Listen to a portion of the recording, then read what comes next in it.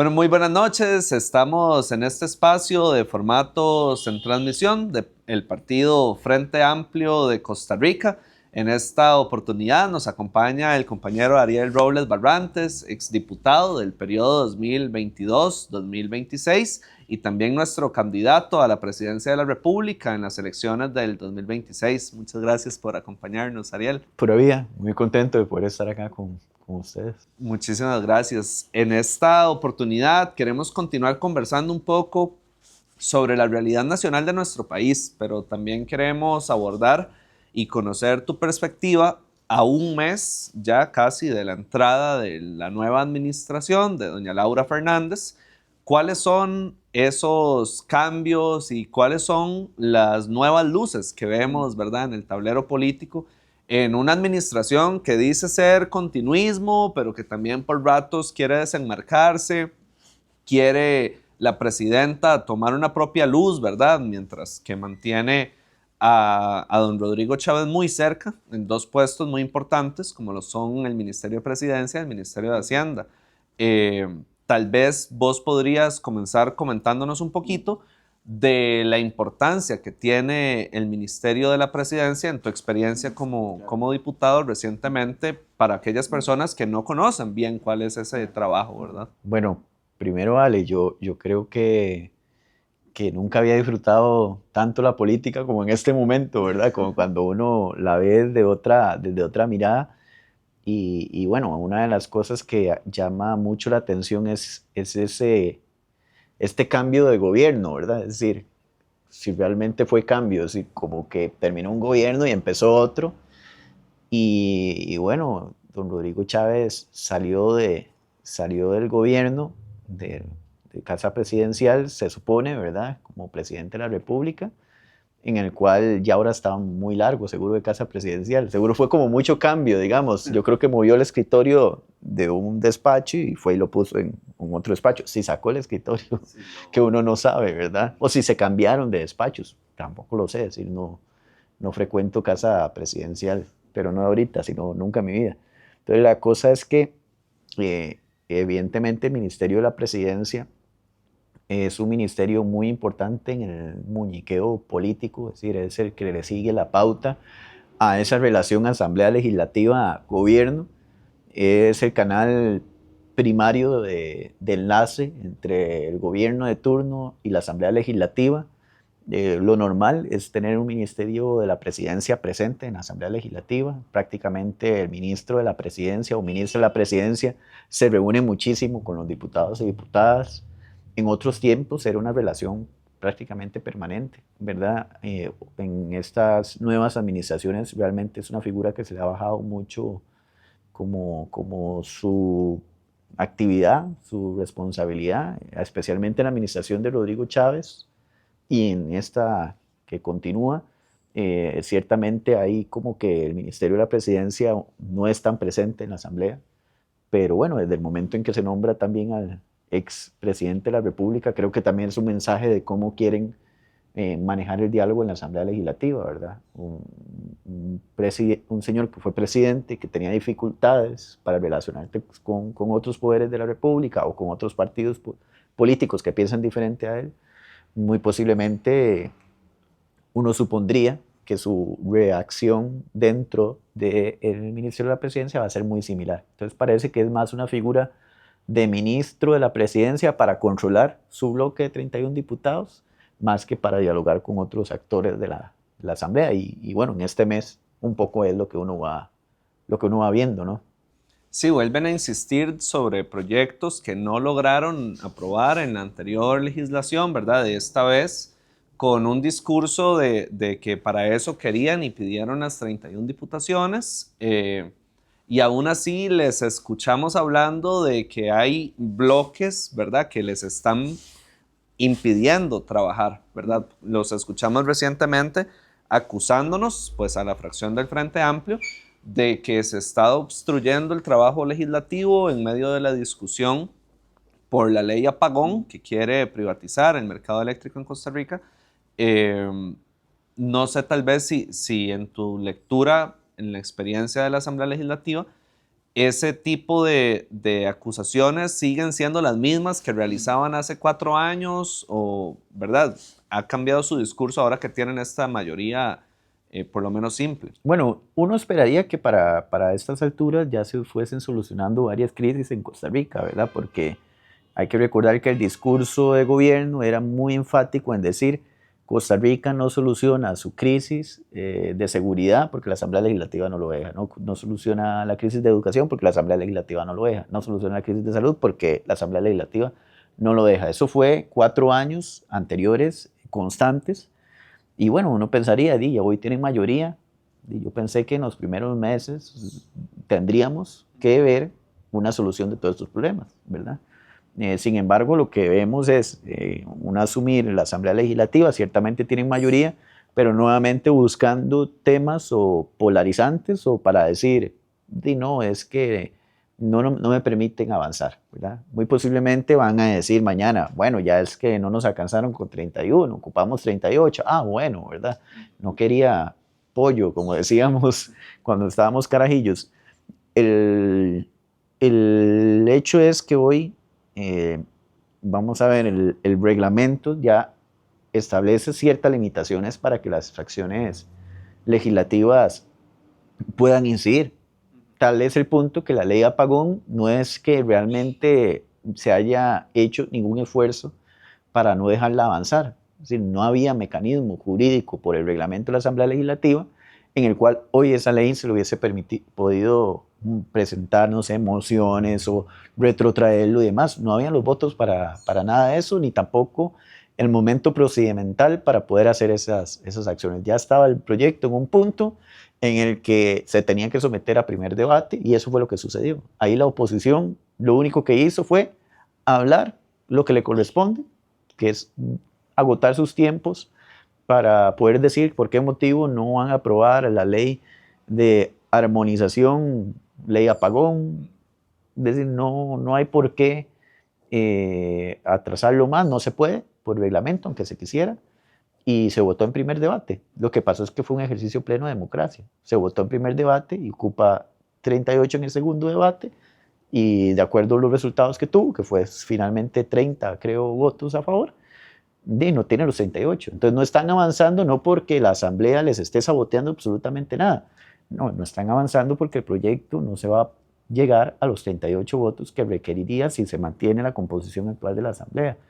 Y eso es democracia plena. ¿Sí? Muchos proyectos de ley usted los presenta y se votan en primer debate y no tienen los votos requeridos, o se vota en segundo debate y no tienen los votos requeridos, por tanto se rechaza.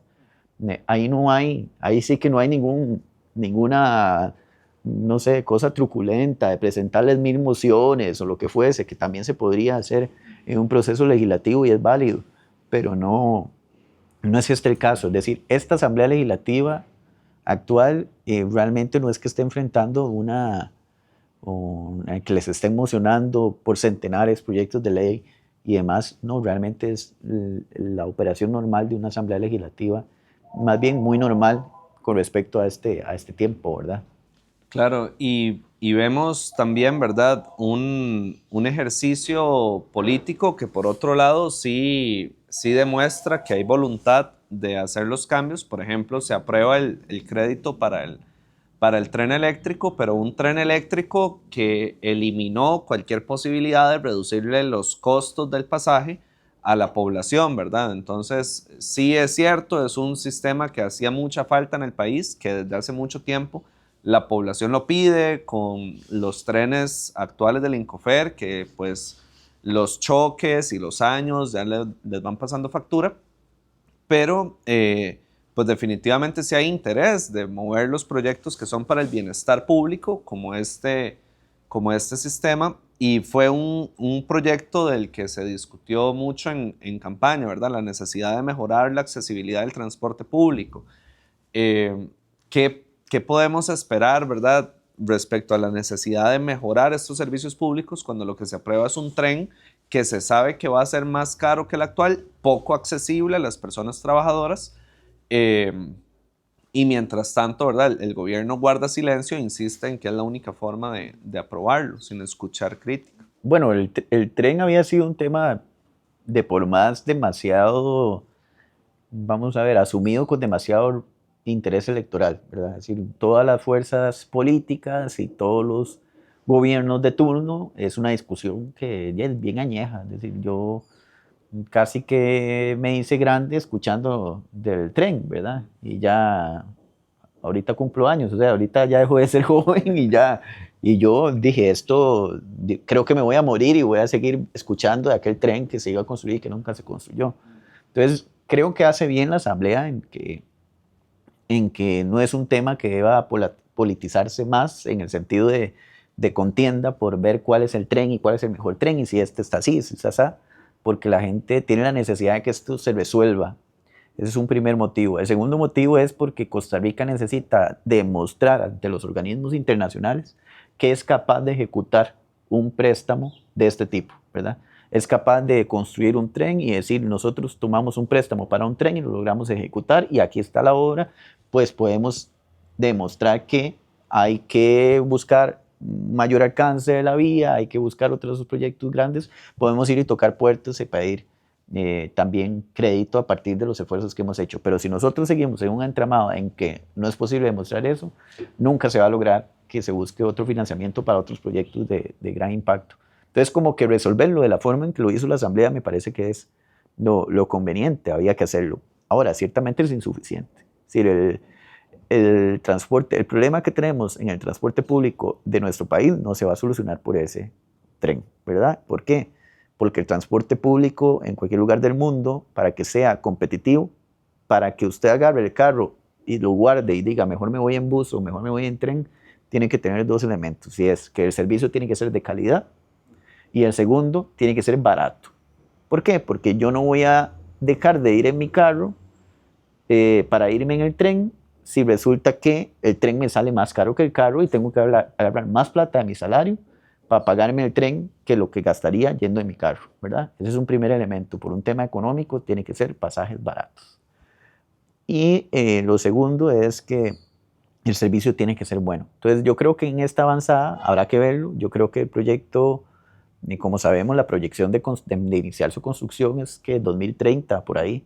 No va a ser una construcción pronta, pero en el momento que se haga, ya vamos a estar en deuda con respecto a los cambios en el modelo del transporte público del país. No va a ser suficiente y ya esperaríamos a ver, posiblemente el servicio mejore, porque ya uno esperaría que un tren nuevo dé un buen servicio, pero eso no quiere decir que sea barato y accesible para la gente, ¿no? Entonces eso limitaría el impacto que puede tener y nos centra también al resto de fuerzas políticas de nuestro país a plantear alternativas desde nuestras propias miradas, ¿verdad? Es decir, si el Frente Amplio es un proyecto político, país, que cree en un transporte público subvencionado o gratuito, es decir, ¿cómo buscamos los mecanismos para que eso suceda, ¿no?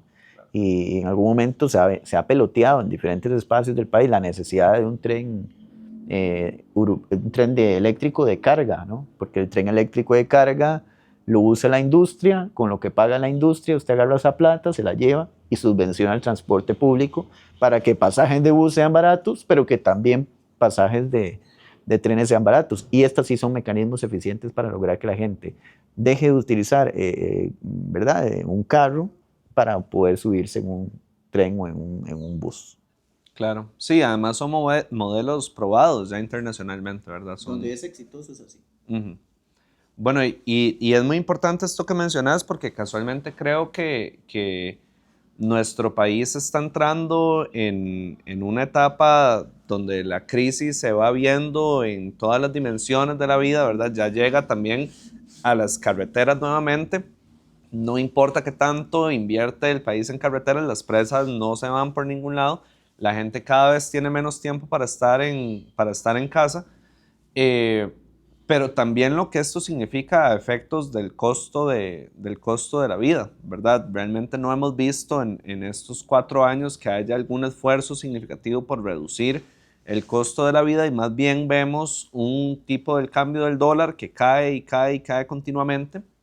El gobierno no toma acciones por ningún lado, el Banco Central insiste en tampoco tomar acciones. ¿Y en qué panorama nos deja esto políticamente, ¿verdad? A las personas que vivimos de un salario mensualmente, que vemos como cada vez ese salario va perdiendo su capacidad adquisitiva, ¿verdad? Sí, bueno, eso quizás es una de las cosas más críticas que se van a enfrentar en este tiempo y que, bueno, bien el Fondo Monetario Internacional estuvo, ¿verdad?, emitiendo ya su análisis, un análisis que por el fondo sí, tendría que llamarnos la atención, ¿verdad?, en algunas de las preocupaciones que señala y también algunas de las propuestas que hace, ¿verdad? Yo realmente espero que el gobierno no suscriba algunas de las cosas que ahí se están proponiendo, que a final de cuentas es volver a poner la carga económica sobre la gente que ya asumió la crisis en el 2018, es decir, es volver sobre los trabajadores, volver sobre las personas desde su consumo, ¿verdad? Es decir, incluso la gente más pobre viéndose más impactada, a poner sobre estos sectores de la sociedad la responsabilidad de hacer otra vez de equilibrar las finanzas del Estado, ¿verdad? Yo creo que, bueno, definitivamente es una papa caliente que le queda al ministro de Hacienda actual, ¿verdad? Y lo lamento mucho por él, ¿verdad? De que el presidente anterior le haya heredado este problema al actual ministro, realmente.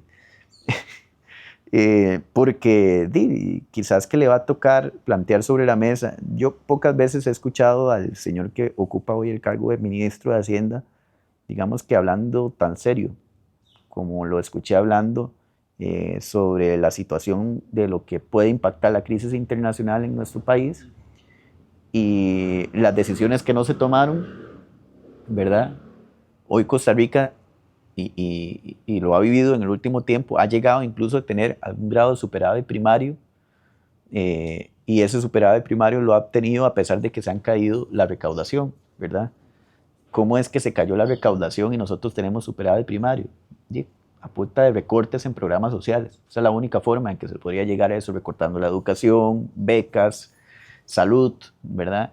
Y entonces, si hoy enfrentamos un escenario crítico y estamos a las puertas de eso, y usted no quiere recaudar más, ¿verdad? Tiene solo dos salidas: o recortar más programas y vender instituciones, o buscar tocar la evasión fiscal y la elusión fiscal, ¿verdad?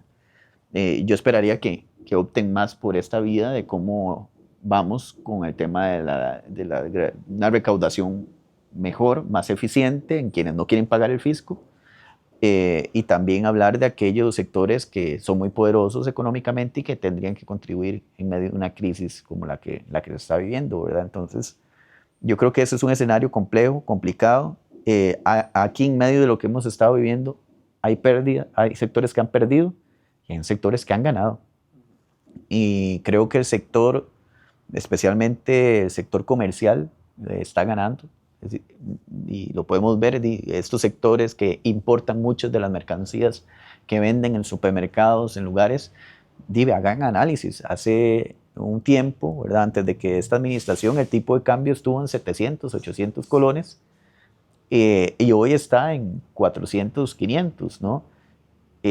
O sea, hay 300 colones que bajó en las importaciones por cada una de las cosas que se compran en dólares. 300 colones bajaron, pero no se tradujeron en el comercio. Es decir, yo no voy a comprar algo al supermercado y está 300 colones más barato. O sea, no está sucediendo eso, se mantuvo. Entonces el margen de ganancia de esta gente sigue intensamente alto, y ese margen de ganancia es el que hoy está capitalizando ese sector que está muy cómodo. Es decir, hay un sector en este país que le ha ido bien y ha sido el sector comercio, aplaude las políticas del gobierno y podríamos decir que han ganado muchísima plata. Se ha hecho popular el tema de los importadores de arroz, ¿verdad?, que están ganando muchísimo, pero no solamente ellos, es decir, todos los bienes que hoy se están importando y que llegan a este país y que se venden, el margen de ganancia ha sido grandísimo. Es decir, esos ticos con corona, algunos ni siquiera son ticos, ¿verdad? Muchísimos son personas de sectores que no nacieron acá ni viven acá, están haciendo muchísima plata con las políticas del gobierno de Rodrigo Chávez y el gobierno, esta extensión de este gobierno. De continuidad. Sí, y es bastante problemático, ¿verdad? Porque tampoco recordamos, tal vez vos lo tengas más presente, que en los 4 años en que don Rodrigo fue presidente de la República, hayan tomado medidas verdaderamente efectivas para mejorar la recaudación del fisco, ¿verdad? Más bien se dedicaron al recorte con la justificación de que no se podía aumentar ninguna partida. Y bueno, recordamos luchas que se dieron en esos 4 años, como el presupuesto para las personas con licencias de cuidado, como también el presupuesto para las universidades públicas, para los comedores estudiantiles, ¿verdad? Están recortando por los lugares más sensibles. A las personas que evidentemente tienen menor caudal político para poder señalarlo y para poder reclamar que se les reconozca pues ese presupuesto que es su derecho. Ninguna crisis económica se ha solucionado en el mundo recortando programas sociales. O sea, las crisis económicas que se han enfrentado de esa forma, lo que han hecho es maquillar los números del Estado, pero, pero el negativo se lo ha dado a la gente pobre. Es decir, aumenta significativamente la gente en situación de pobreza. Es más cruda la pobreza.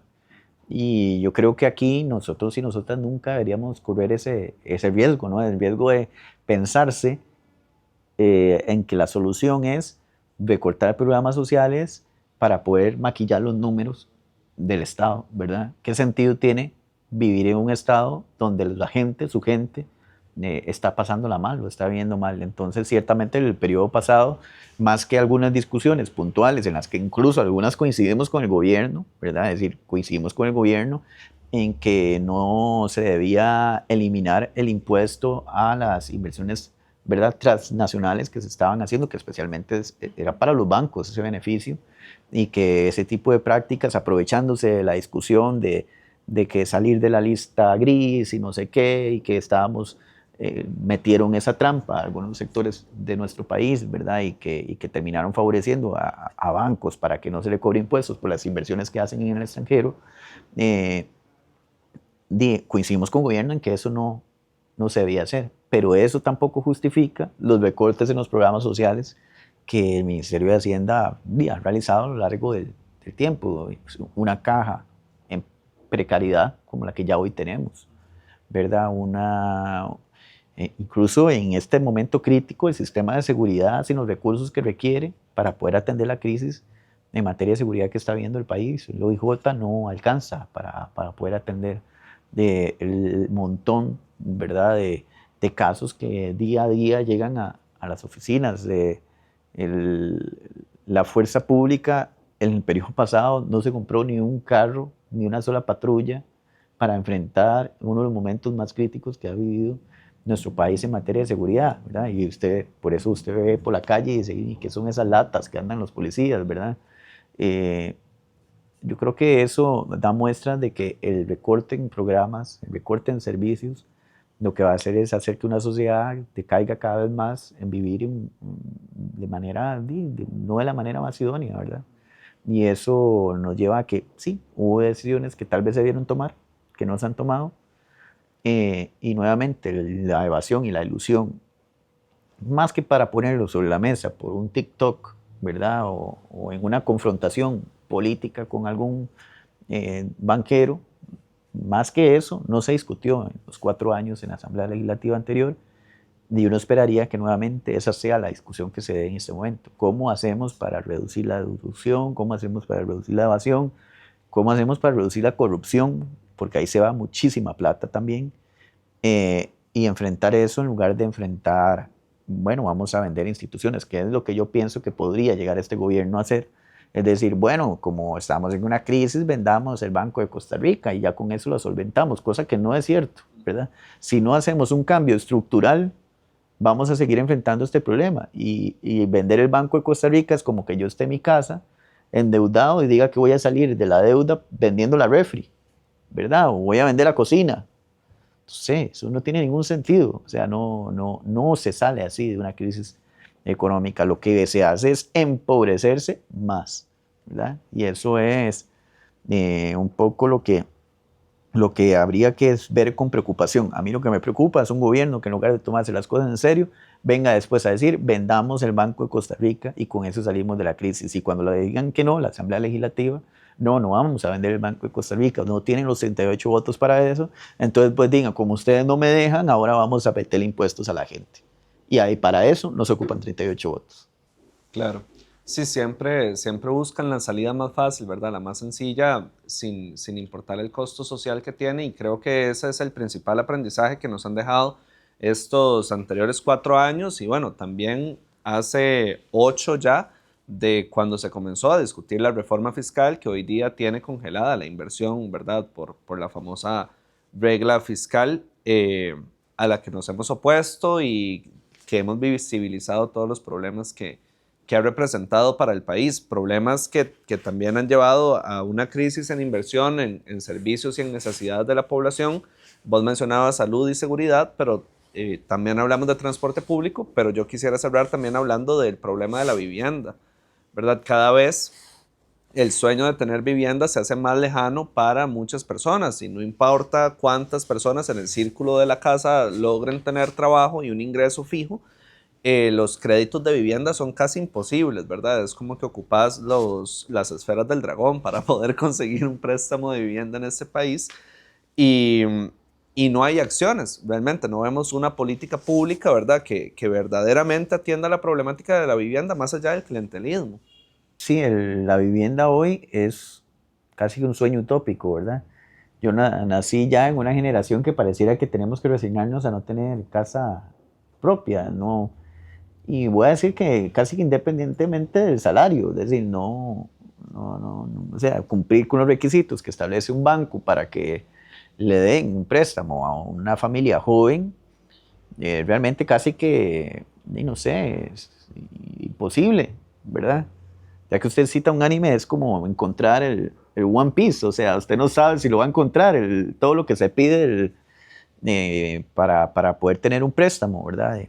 Para la casa. Entonces, por un lado, las personas trabajan prácticamente para pagar alquiler, ¿verdad? Voy a decir algo, una persona que hoy gana, digamos que un salario bastante bueno, que no es el de la mayoría, que 1 millón de colones, digamos, ese 1 millón de colones que gana por mes y tienen que pagar tal vez un alquiler de 350,000, 400,000 pesos, que son muchos aquí en San José para una familia, una casita pequeña con 2 cuartos.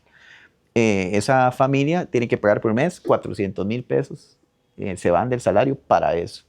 Esa persona capaz que no es sujeta de crédito para tener un préstamo y comprar su casa propia, y al mismo tiempo tampoco le da ese salario para decir voy a ahorrar por mes y dentro de un día me voy a comprar la casa, ¿verdad? Tampoco. Entonces, esa es una crisis real que no está solucionando el gobierno de turno, que no se ha solucionado en el pasado, y que yo creo que es un poco la discusión política por donde debería caminar, es decir, más allá del antichavismo y el chavismo, que hoy son los dos grandes bloques, que nos confrontamos, digamos, y peleamos, y usted sí, y usted no. Es tal vez una discusión que tiene que dar hoy, ¿verdad? Y que tenemos que dar desde las izquierdas también es, ¿cuál es el país en el que yo quiero vivir? O sea, realmente, yo quiero vivir uno en el que sea posible tener una casa propia, o sea, Ariel, ¿verdad? Y creo que entonces las fuerzas políticas, en nuestro caso, como es esta casa común, que es el Frente Amplio, eso es algo que deberíamos tener en el centro de la discusión política, ¿verdad? Cómo resolver eso para el chavista y para el antichavista, ¿verdad? Que los dos están alquilando hoy y que les importaría mucho saber cómo podrían tener algún día una casa propia. Esto no lo ha solucionado la banca privada. ¿Por qué no desde el Estado generar un fondo en el cual, si usted ha alquilado por 2 años, pueda demostrar que en estos 2 años yo estuve alquilando, yo soy sujeto para que me den un préstamo y pague lo mismo que estaba pagando de alquiler, pero para una casa propia? ¿Por qué no desde el Estado dar esas respuestas? Porque suena muy socialista. Bueno, sí, es una salida socialista a una crisis, pero yo creo que cuando uno tiene una casa propia, no le importa si la respuesta de dónde vino, lo que importa es que tengo la casa, ¿verdad? Como que esas discusiones realmente tienen que darse ya, porque no podemos postergarlas, y al igual que no podemos postergar la discusión sobre la situación económica, la situación sobre el transporte público y todas estas que hemos hablado, porque ese es el país en el que uno pensaría que quiere vivir, ¿verdad?